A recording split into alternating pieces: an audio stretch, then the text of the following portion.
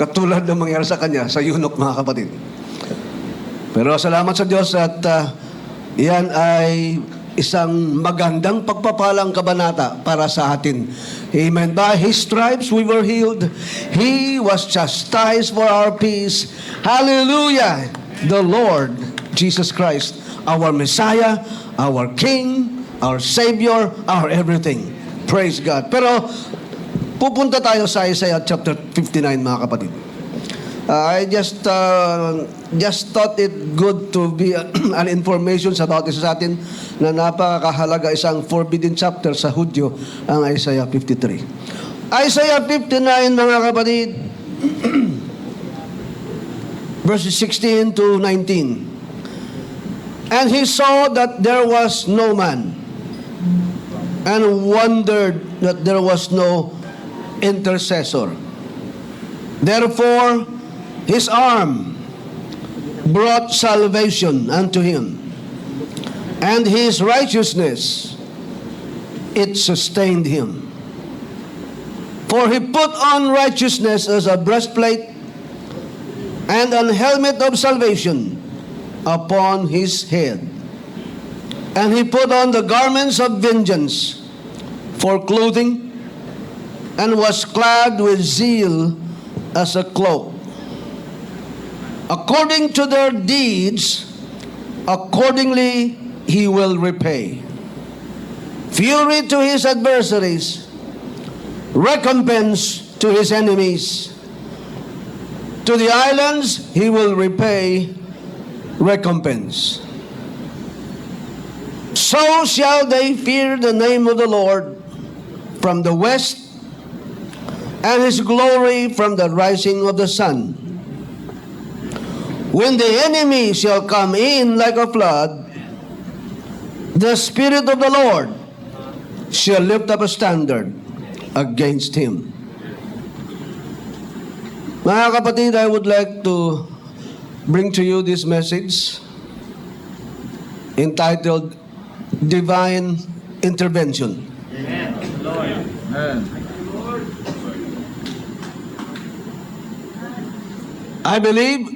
We believe that in many ways, in many things that is happening to this planet, to this earth, to this world, and when His people are involved, He will always be there to make divine intervention. Praise God. Let's come to the Lord in prayer. Lord Jesus, wala po kaming magagawa sa aming mga sarili. Simula po, Panginoong, nagkasala ang aming mga magulang. Kami, O Diyos, ay napawalay sa inyo. Ngunit salamat. At kahit man wala sa amin ang makakatulong sa aming sarili, kayo mismo ang gumawa ng paraan para kami ay dalawin, tulungan, at ipagkasundo muli sa inyo, Panginoon. Marami pong salamat sa inyo pong mga salita. Dalangin namin ang iyong banal na Espiritu ang magbibigay buhay sa mga ito. Mga titik at salita na namin pong binasa para sa kalulatian ng iyong pangalan at para sa kapakanan ng inyong iglesia. Ito pong aming dalangin in the name of the Lord Jesus Christ. Amen, amen, amen, amen, amen, amen. Praise God. The Lord bless you, mga kapatid. The 4 sweetest words of Pentecost. You may be seated. Okay. All right. Praise the Lord. This chapter describes the circumstances surrounding God's people where His hand seems unable to save, and His ears seems unable to hear. But in reality, this is not the case. God is always willing to help, to save, but it appears that His people is guilty of limiting Him. That is the description of the verses before verse 16. Ang sabi ng unang talata, mga kapatid, ng Isaiah 59,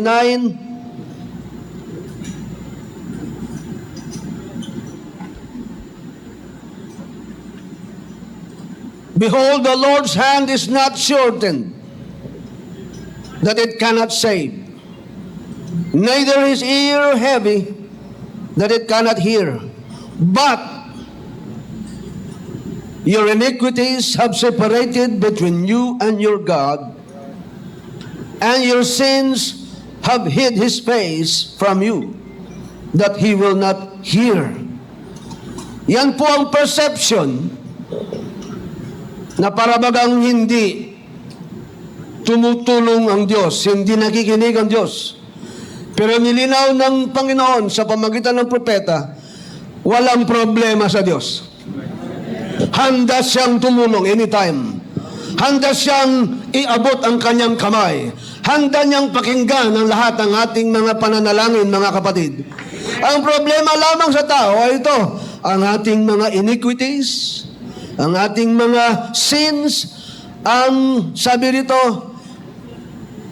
ang nagpahiwalay sa atin, sa ating Panginoon.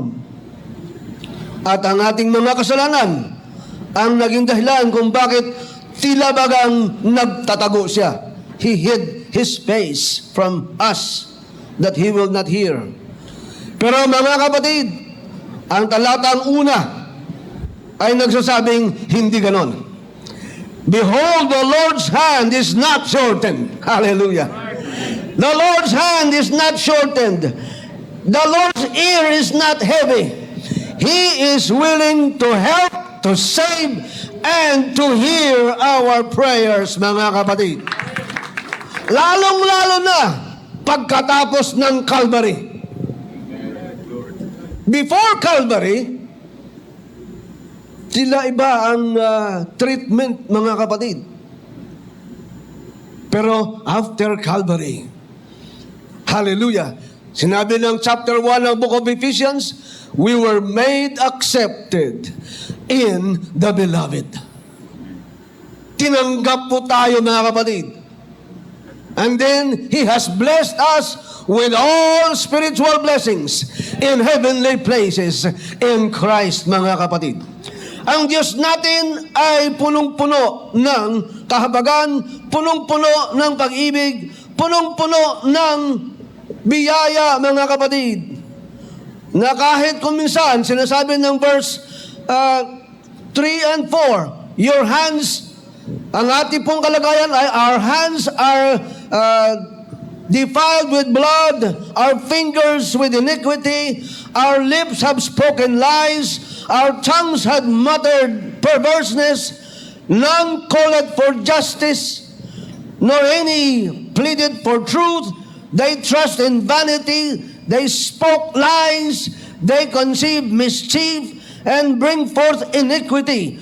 Their feet run to evil. Verse 7, they make haste to shed innocent blood. Their thoughts are thoughts of iniquity. Wasting and destruction are in their paths. The way of peace, verse 8, the way of peace they know not, and there is no judgment in their goings. They have made their crooked paths. Whosoever goeth therein shall not know peace. Napakalungkot ng senaryo na ipinakikita ng mga talatang ito, mga kapatid, na kagagawan ng tao. Palibhasa, bumagsak ang human nature. Hindi lamang human nature ang tawag ay sinful human nature. Nadamay pati ang kalikasan. Sabi ng Diyos kay Adan, dahil sa pagkakasala mo, sumpain ang lupa. And then mababasa natin sa Romans 8, the whole of creation were made subject to vanity, not willingly, groaning and travailing in pain until now. Ang sinabi ng Romans 8, mga kapatid, simula sa verse 19 hanggang 24. So, nakikita natin dito na because of this sinful human nature, ayun po, mga kapatid, ang tao ay hindi makakatakas. Naging hopeless ang tao. Walang pag-asa sa kanyang sarili.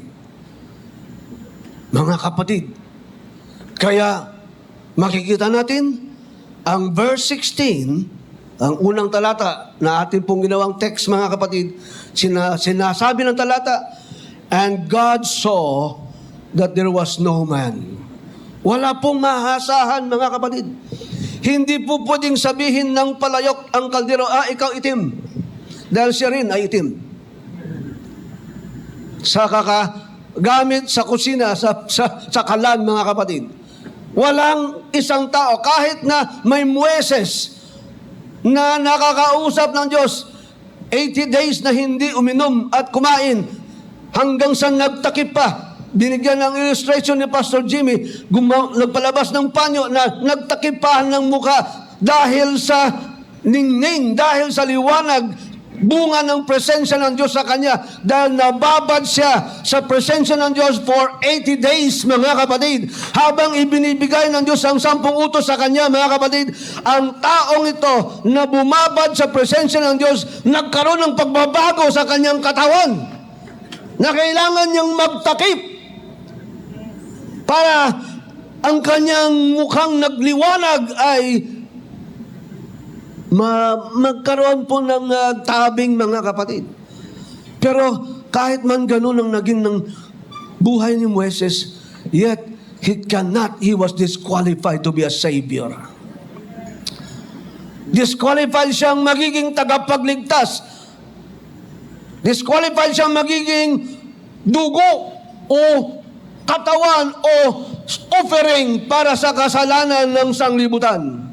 We also read of Abraham, David, and many others. Daniel, Joseph, na mga matutuwid na tao, mga kapatid. Pero ang sabi ng Diyos, He saw that there was no man. No man. That's why, and then he wondered that there was no intercessor. Therefore, because there was nobody, there was no one, there was no man qualified, his own arm. Siya na mismo ang nagkatawang tao. Naalala ko po sa sulat ni Pastor Larry sa isa sa ating Herald, God did not send a representative to this earth.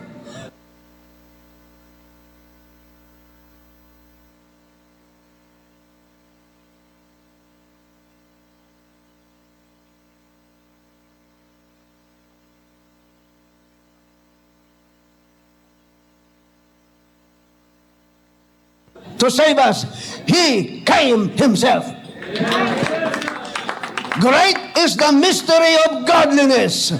God was manifest in the flesh. God was justified in the Spirit. God was seen of the angels. God was preached unto the world. God was believed among the Gentiles. God was received up into glory. Same God na siya ang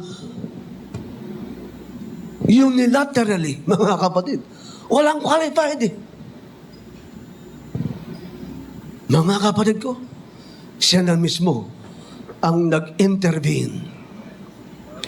Dahil nakita niya ang lahi ni Adan, didiretso sa impyerno, sa lake of fire, kung walang intercessor, kung walang magiging tagapagligtas, kung walang mag-alay ng kanyang sarili, at kung meron mang mag-aalay, hindi qualified dahil, mga kapatid ko, na may lahat ay nagkasala. For all have sinned and come short of the glory of God, mga kapatid. So, hindi naman po pwede, mga kapatid ko, na pababayaan na lamang ng Diyos. Ganyan ang kanyang pagmamahal sa atin. Kakaiba ang tingin ng Diyos sa atin kaysa sa mga anghel. Nung si Lucifer nagkasala, bumagsak mga kapatid sa pagkakasala, ang Diyos hindi nagkatawang anghel. Ang Diyos hindi nagsa-anghel para iligtas ang mga anghel, mga kapatid. Wala tayong mababasa sa banal na kasulatan na merong plan of salvation for the angels that sinned. Pero nung si Adan at si Eva ay nagkasala, mga kapatid, wow! Nag-prepare ang Diyos ng pangtubos, ng pangligtas, mga kapatid, para ikaw at ako, ang lahi ng tao ay hindi mapapahamak sa dagat-dagatang apoy kung hindi, mga kapatid ko, maibalik sa orihinal na plano ng Diyos, mga kapatid. Dahil, mga kapatid ko, ito ang marahil kinaiinggitan kung may inggit mang maaring papasok sa puso ng anghel. Kinaiinggitan. Bakit si Apostol Pedro may binanggit sa 1 Peter chapter 1? May binanggit siya po roon na ito yung hinahangad ng mga anghel na makikita.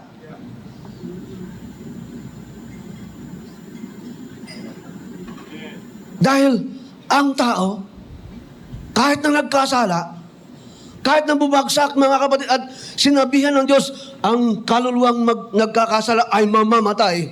Pero mga kapatid ko, kahit man merong mamamatay na mga bahagi o sangkap ng sangkatauhan, meron pa rin ang Diyos plano para sa lahat ng tao na magtiwala sa Kanya. Lahat ang Diyos ng plano ng kaligtasan, mga kapatid. Amen. Kaya nandyan po ang ganun lamang ang pag-iingat ng Diyos na prinoteksyonan ang lahi ng tao. Nakasumpong siya ng taong perfect sa kanyang henerasyon noong panahon ni Noe. Kung hindi po nasumpungan si Noe perfect, mga kapatid, tiyak na madamay si Noe sa baha. Ngunit dahil nasumpungan ng Diyos na siya ay righteous and perfect in his generation, as we read in Genesis 6:9, mga kapatid, the Lord God commanded him to build an ark to preserve mankind.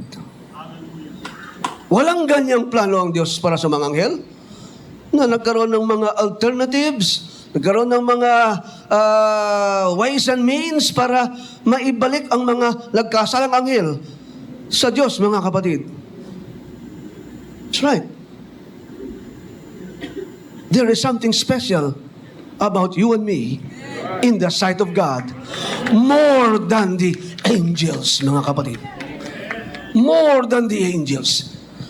Dahil, as we read in Genesis 1:26, we were made in the image and likeness of God. Hallelujah, hallelujah. So God, mga kapatid, He unilaterally, or in some sense, we can say that God's love was unconditional.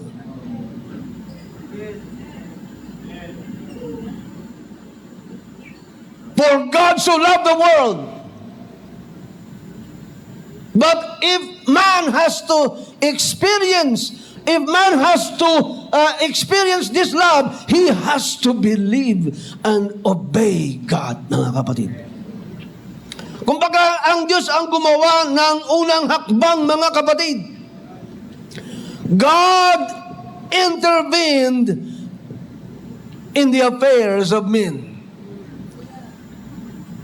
He gave instruction on the building of the ark in Noah's time.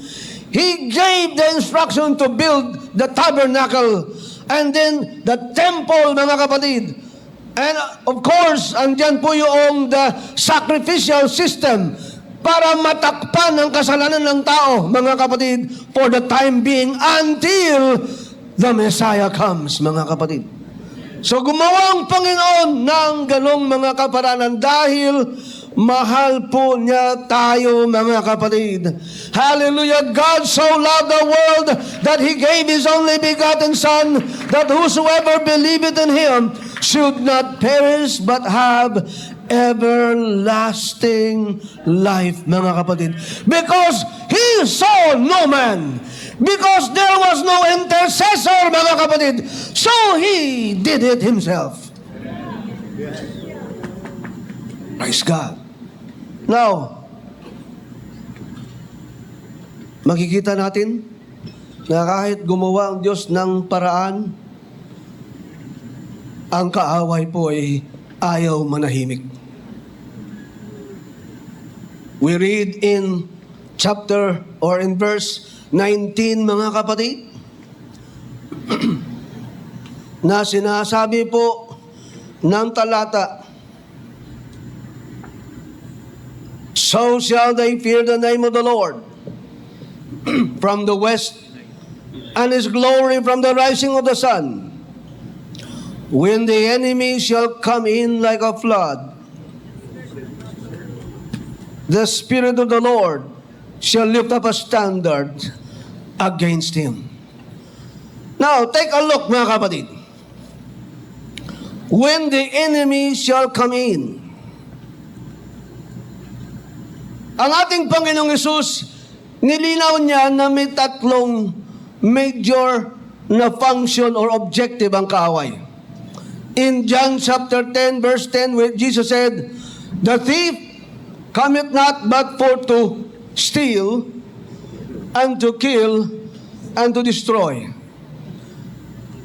Dito nakapaloob sa tatlong description na to, nakapaloob ang gawain o ang hangarin ng dyablo. He is come to steal, He was come to kill, He was come to destroy, mga kapatid. Before Calvary, the enemy enjoys unchallenged power over mankind. Kaya wala po tayong mababasa sa Old Testament na mayroong nag-rebuke sa dyablo. May binanggit po si Zechariah, the Lord rebuke you. Sa chapter 3 ng Zechariah, the Lord rebuke you, O Satan. Pero hindi tao ang gumawa nun ng rebuke. Ang Panginoon mismo. Pero sa Old Testament, wala pong taong nangahas na mag-rebuke sa demonyo, sa dyablo. Dahil, mga kapatid ko, sa kasalanan, napasa ilalim ang sanglibutan sa kapangyarihan ng kaaway. Wika nga ni Apostol Pablo, tinawag siyang Diyos ng sanglibutan.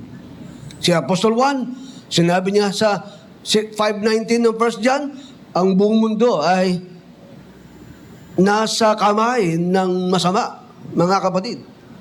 At mismong si Satanas, sa kanyang salita sa Panginoon, lahat ng yan, akin yan.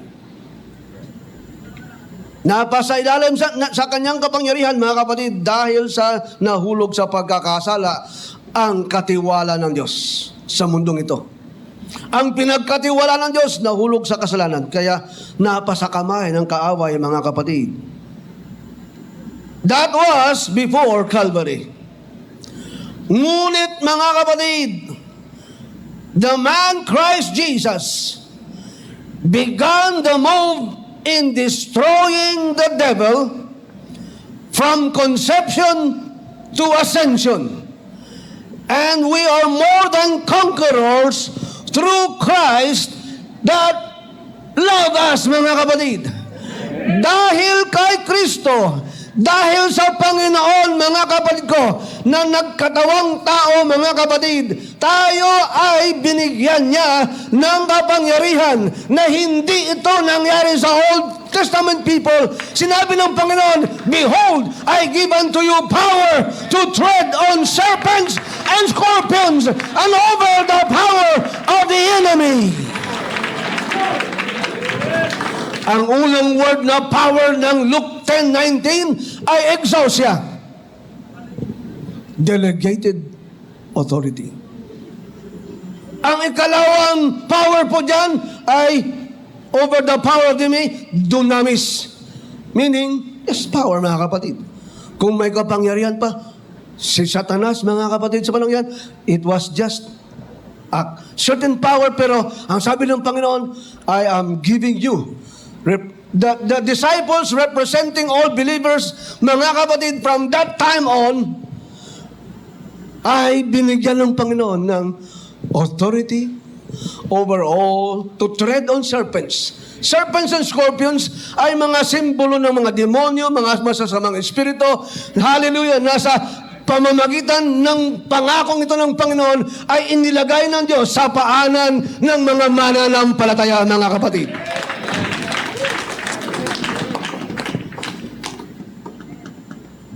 And then of course, simula noon, ang mga mananampalataya, mga kapatid,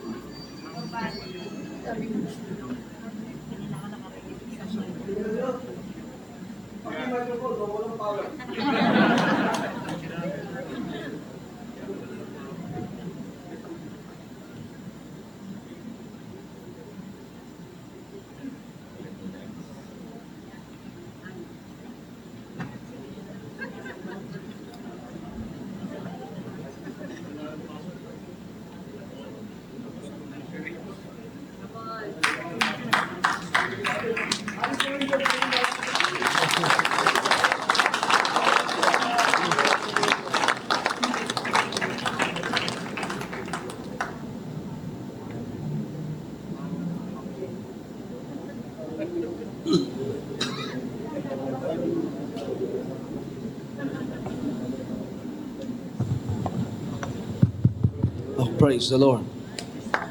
Okay.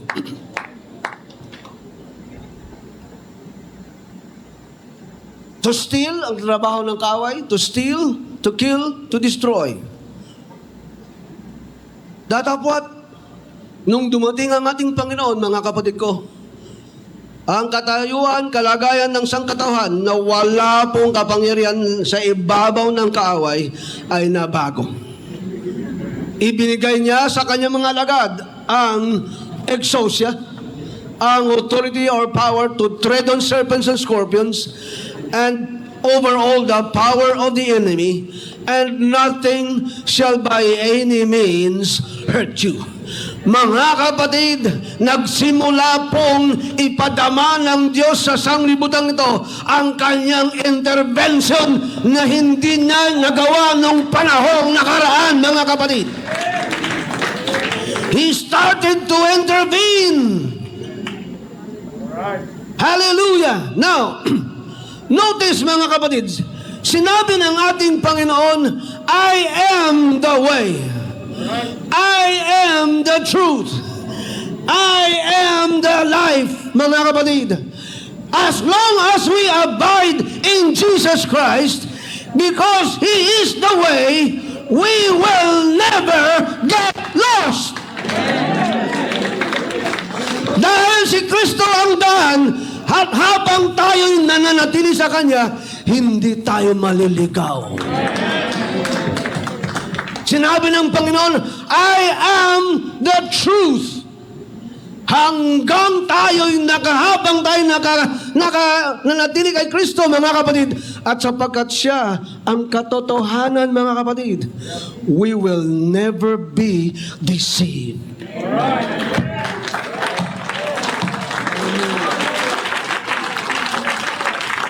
Nung sinabi ng Panginoon sa Matthew 24, if it were possible to deceive the very elect because of the rise of false Christs and false prophets with lying signs and wonders, but as long as we abide in Him who is the truth, we will never be deceived. Ano sabi niya sa John 15:7? If you abide in me, and my words abide in you, you shall ask what you will. I believe that you will ask, Lord, how about this problem of deception? Can we ask you that we will always be protected by your truth?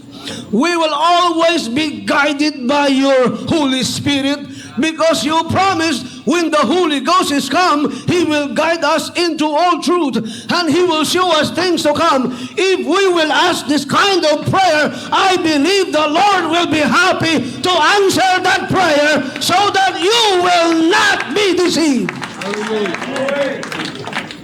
Kaya sabi ni Pablo naman, mga kapatid, be not deceived. God is not mocked. So, para bago lumalabas, ay tayo'y inuutusan ng Apostol Pablo, huwag kayong padaya. Meaning, nasa atin pala ang determining factor kung tayo magpadaya o hindi. But as for me and my house, sabi ni Joshua, ating ngayong bigyan ng kunting modification. As for me and my house, we will not allow ourselves to be deceived. Because the word of the Lord abides in us, and we abide in Him. So now, because Jesus is the way, we will not get lost if we abide in Him. And because Jesus is the truth, we will not be deceived if we abide in Him. And because Jesus is the life, if we abide in Him, we will not die. We will not die, because He who is the life abides in us, and we abide in Him. Hallelujah, hallelujah. Now, siya po ay nananatili sa atin. Now, allow me to make a short assessment on the enemy. When the enemy comes in, atin pong hatiin muna ang huling bahagi ng verse 19. When the enemy comes in,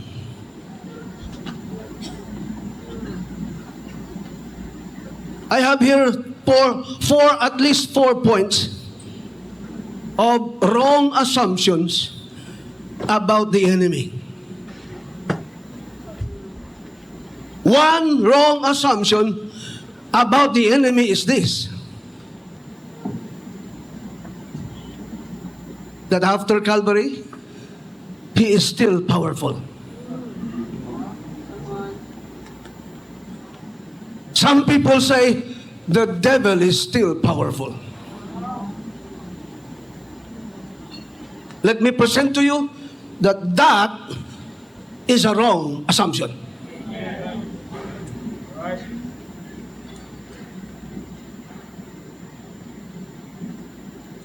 A practical observation. Let me present to you a practical observation. If the devil is powerful as some people assume he is, then the number one thing that he would do is to stop man from being born again. Right. If he is so powerful, then he could have stopped people from being born again. But look around you. Yes. There are so many people here that were born again. If the devil is so powerful that he can stop people from being born again, he could have stopped you. Hallelujah. Kung siya'y makapangyarihan, kaya kanyang harangan na hindi ka may panganak na muli. Pero tingnan nyo, nandito tayo, na ipanganak na muli, na puspos ng Holy Ghost, na bautismohan sa kanyang pangalan. Hallelujah! Tumalikod sa kasalanan, walang nagawa si Satanas para kayo'y harangin.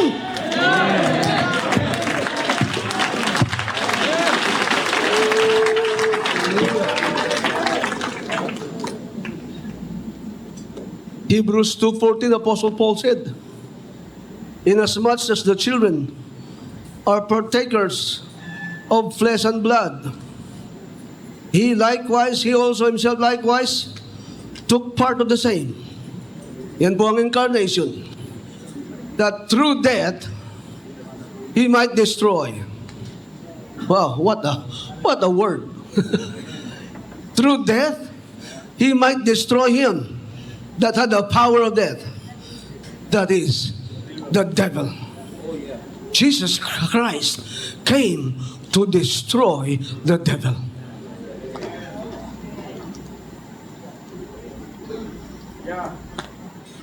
Apostle John said in 1 John 3:8, Jesus Christ came to destroy the works of the devil.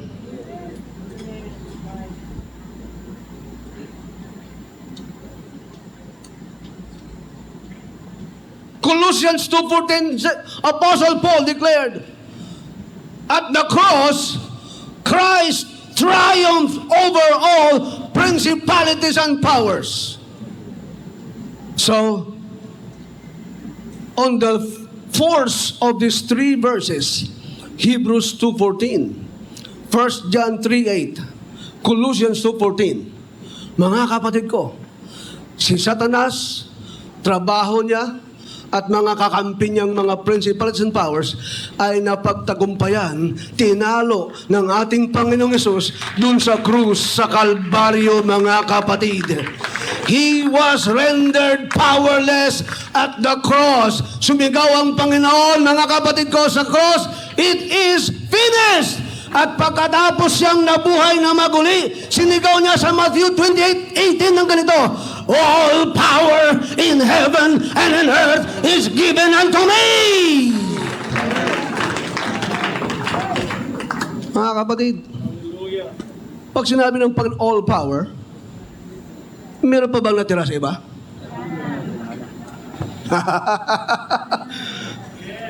All power in heaven and in earth. Ating alagay dyan sa board natin yung Matthew 28:18. And Jesus came and spake unto them, saying, all power is given unto me in heaven and in earth. Wow. Pero nakakalungkot, may mga taong natatakot sa isang nilalang na according to that verse, wala ng power. Dahil lahat ng power sa langit at sa lupa, nasa kamay na ng ating Panginoong Jesus. Hallelujah! Ang ninakaw niyang mga kapangyarihan o pamahalaan dahil sa kahinaan ng tao, mga kapatid, ang mga ninakaw niya, mga kapatid ko, ay binawi ng ating Panginoon. Ang mga susi ng impyerno at ng kamatayan ay kinuha na ng Panginoon. According to Apostle John, Revelation chapter 1, mga kapatid, verses 17 and 18, He came sa regions of the dead and took the keys from the enemy. At nung siya'y nabuhay na maguli, sabi niya, I am he that liveth and was dead. And behold, I am alive forevermore, and have the keys of hell and of death. Hallelujah, hallelujah. I believe ang mga talatang ito at ang mga katotohanan ito maliwanag naghayag sa atin ng isang kaaway na nawala na ng kapangyarihan. Pwede nating maihambing si Satanas sa isang empleyado.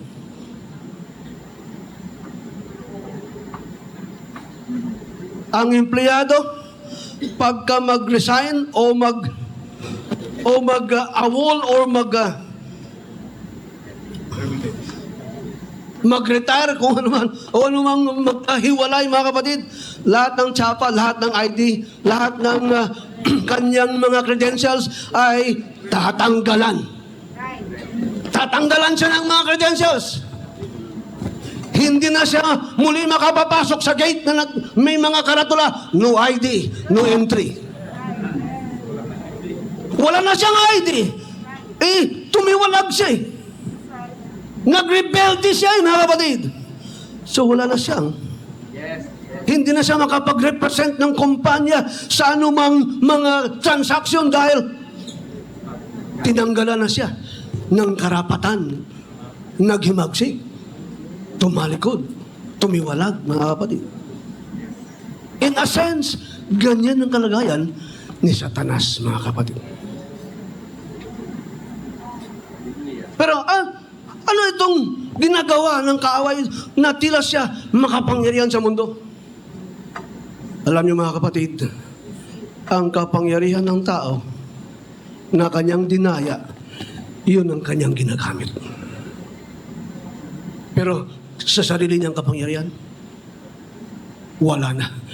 Ang malungkot ay sinabi nga ng Revelation 12, woe unto them, unto the people of the earth, because the deceiver is come to them. Dadayain sila into, you know what mga kapatid? A person who believes a lie empowers the liar. Anybody who believes the devil and his lies empowers the devil over your life.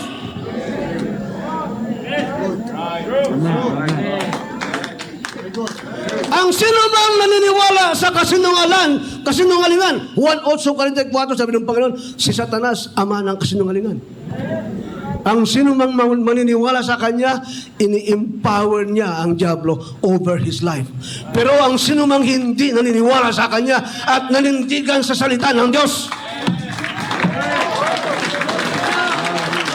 I give unto you power to tread on serpents and scorpions and over all the power of the enemy, and nothing shall by any means hurt you. So, when the enemy come in, praise God. We will come to that point. All right? Another assumption, wrong assumption about the devil. Some people believe that the devil is wise.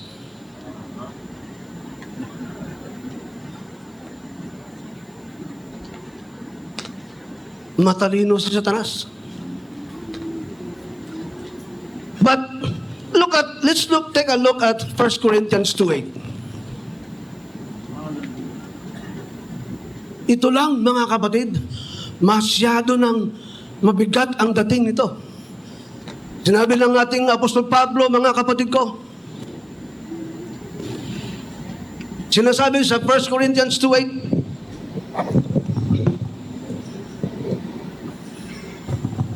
okay, let me take a look at that verse mga kapatid. 1 Corinthians 2:8. Ang sabi ng ating Apostol Pablo, simula sa verse 7, but we speak the wisdom of God in a mystery, even the hidden wisdom which God ordained before the world unto our glory. Wow, what a privilege.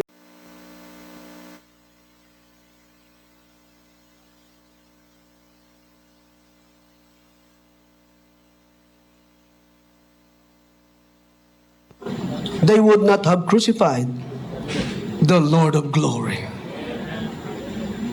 There is no wisdom in the princes of this world like the wisdom that God has given to His children. Dahil kung matalino si Satanas, mga kapatid, at alam niya na sa pamamagitan ng dugo ng kordero, ang kasalanan ng buong mundo ay mahugasan at mai-restore ang sangkatauhan sa kanya, mga kapatid, then gagawin niya ang lahat ng kanyang magagawa na aalagaan si Kristo na hindi siya mamamatay at hindi mabubuhos ang kanyang dugo, dahil pagka nabuhos ang kanyang dugo, patay siyang bata, mga kapatid. Pag nabuhos ang dugo ni Kristo at pagka namatay si Kristo, mga kapatid, aba, ang buong testamento ay pwede nang i-enforce. Dahil alam nyo, habang buhay ang testator, walang silbi ang testament. Pero the moment mamatay ang testator, lahat ng provision sa testamento pwedeng i-enforce, mga kapatid.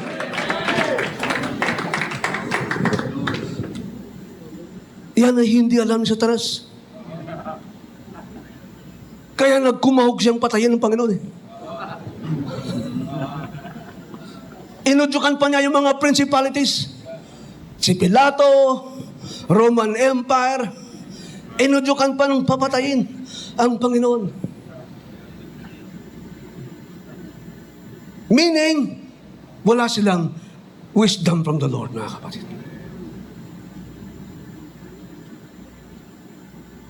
Tulad po ng ating nabanggit, kung alam ng nilang si Kristo ang katubusan ng buong sanglibutan, ang kanyang dugo ang kalinisan ng lahat, ang kanyang kamatayan ay siyang pag-i-enforce ng kanyang mga pangako, mga kapatid. Aba, bibigyan agad-agad ng mission order ni Satanas ng lahat ng mga demonyo. Hoy, huwag niyong saktan ang taong yan. Dahil pagka namatayan, pag ang dugo niyan ay nabuhos, wala na tayong silbi. Maliban doon sa party list na, ano?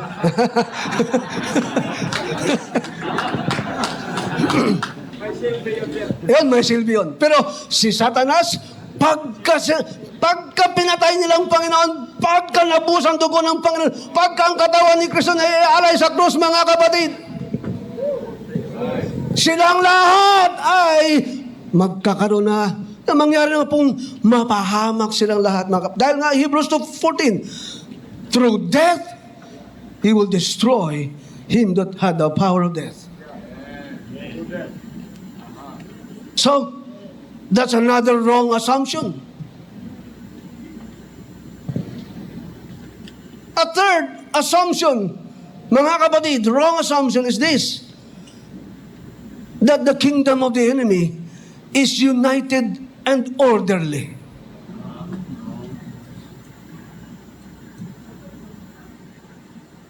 Mga mahal kong kapatid, ang naghahasik ng rebellion, mag-aani ng rebellion. Ang batas ng Galatians 6:7, be not deceived, God is not mocked. Whatsoever a man soweth, that shall he also reap. Ang batas na yan hindi lang sumasaklaw sa tao.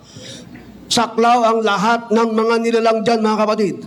At palibhasa si Lucifer ay isa ring nilalang, saklaw siya ng ganyang batas. Naghasik si Lucifer ng rebellion, naghasik siya ng kaguluhan sa kalangitan. Mga kapatid ko, ang kanyang kaharian, kung meron man siyang kaharian, ay mag-aani ng maraming rebellion, ng maraming kaguluhan, mga kapatid ko.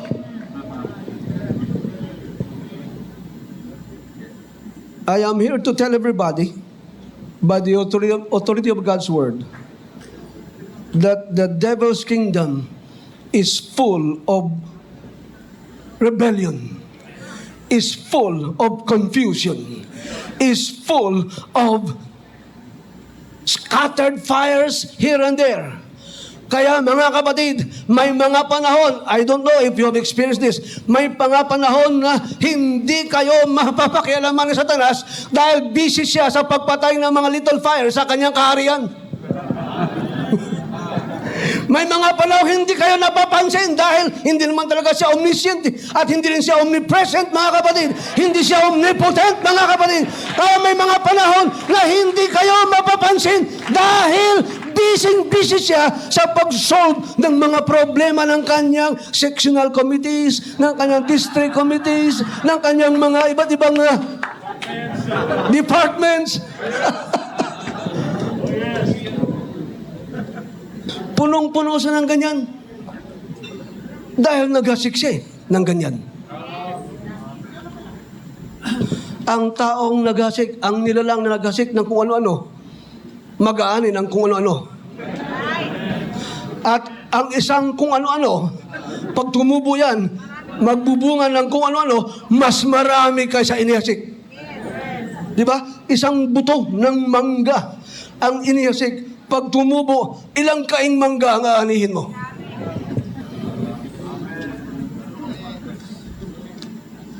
Kaya mga kapatid ko, I am here to tell everybody. At ito rin po ay unsolicited advice para sa mga demonyo na maaring nandyan sa tabi-tabi. Unsolicited advice sa mga demonyong nakikinig marahil sa atin at gustong umatin dito. Meron siyang karapatang maghimagsik laban sa kanyang pinuno dahil ang kanyang pinuno naghasik din ng kaguluhan. Meron siyang karapatang manghikayat sa kanyang mga kapwa demonyo na kalabanin o maglikha ng gulo, maglikha ng problema sa kanilang grupo, sa kanilang hanay. Okay lang, Pastor Mario, magbigay tayo ng mga suggestion sa kanila. Para mababawasan tayo ng mga kaguluhan sa ating paligid dahil kalimitan or if not lahat, mga kapatid, ng mga kaguluhan sa loob ng mga sa rangko ng mga mananampalataya dahil may mga nagbubulong-bulong. Iko yung mga nagbubulong-bulong ay busy sa panghihikayat ng mga kakampi para maglikha ng kaguluhan sa kanilang hanay, di nababawasan yung magbubulong-bulong sa atin.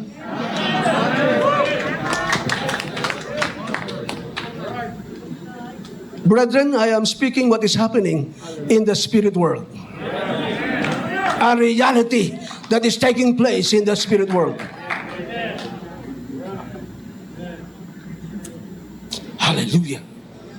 And it is all for our advantage. Because our God, hallelujah, our God is omnipotent, our God is omniscient, our God is omnipresent. He is the Almighty One, hallelujah. Blessed be His name, hallelujah. Praise the name of the Lord Jesus. Right? I think these 3 points is enough to convince anybody that we have some wrong assumptions about the enemy. Sometimes, there are people among us that magnify the problem, that magnify the enemy, more than our God, mga kapatid. Pero sinasabi ng Psalms 34, oh, magnify the Lord with me. Hallelujah. And let us exalt His name together.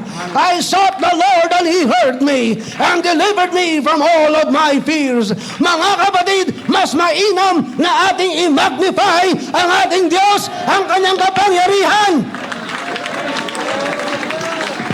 At ating mararanasan sa ating buhay Kristiyano, sa ating ministeryo, ang kagandahan ng Kanyang biyaya at kapangyarihan, mga kapatid. So, mga kapatid rito, the Old Testament setting of the last portion of Isaiah 59:19, ito. The old setting is, when the enemy shall come in like a flood. The comma is after the flood. Yan ang Old Testament setting. When the enemy shall come in like a flood, kahit pa ganon ang sitwasyon, may puwersa siya dahil wala pang born-again believer sa Old Testament, mga kapatid. Kaya may puwersa siya sa Old Testament. He comes in like a flood. Pero, in spite of the fact, mga kapatid, the Holy Ghost is still there to lift up a standard against him. But how about the New Testament setting of that same passage? Ito po, mga kapatid. The New Testament setting is, when the enemy shall come in. The comma is after come in. Have you heard of Brother Jeff Arnold's preaching on this point? Sa old naman kasi, ang mga punctuation naman kasi mga kapatid, ay pwedeng, wala pa namang punctuation. Pastor Eugene, sa Old Testament, ulam ng mga punctuation eh. Pero subukan niyong ilipat yung kama mula sa flood, ilipat doon sa come in. Ito po, this is how it will read.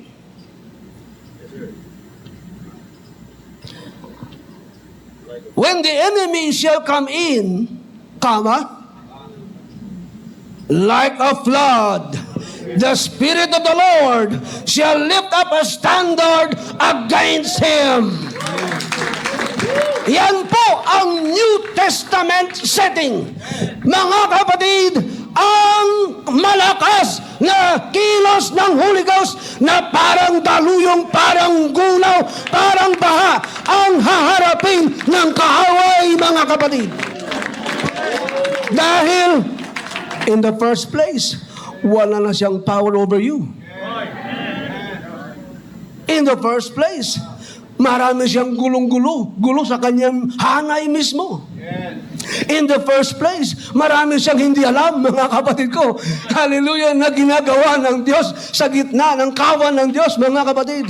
So when He comes in, like a flood, the Spirit of the Lord shall lift up a standard against him, mga kapatid.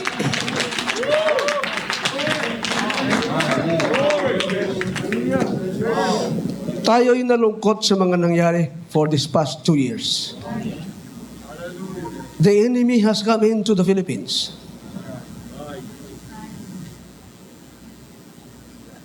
Oh, mga kapatid, bumubukal sa aking loob ang tongues. Na kung aking papayagan, magtatangs ako rito, mga kapatid. Irabahokoso na bahay.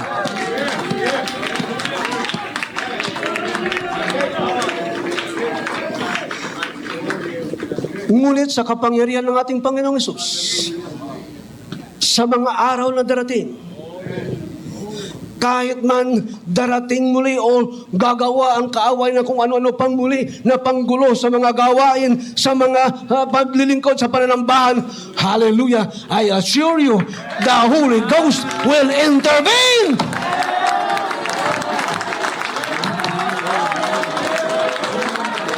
Hallelujah, Rabo! Yes! Let the tongues of the Holy Ghost ilabas! Marumahatahayin ang nakurumo. Tumurumo hotahaya. Yinanalabaharahatasahay. Woo! Yukurunalalabahatagarin.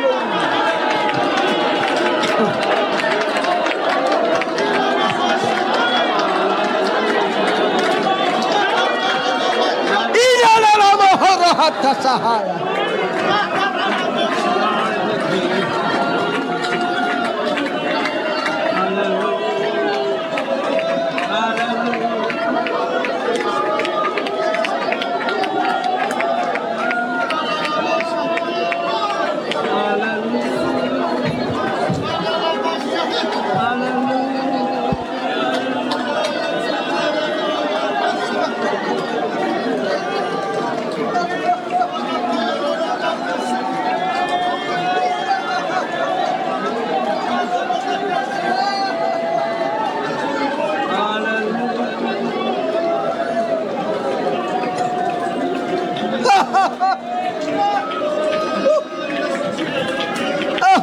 You may kneel down where you're standing. Pwede kayong tumakbo dito sa harap. Ating sambahin ang Panginoon. Ating siyang purihin.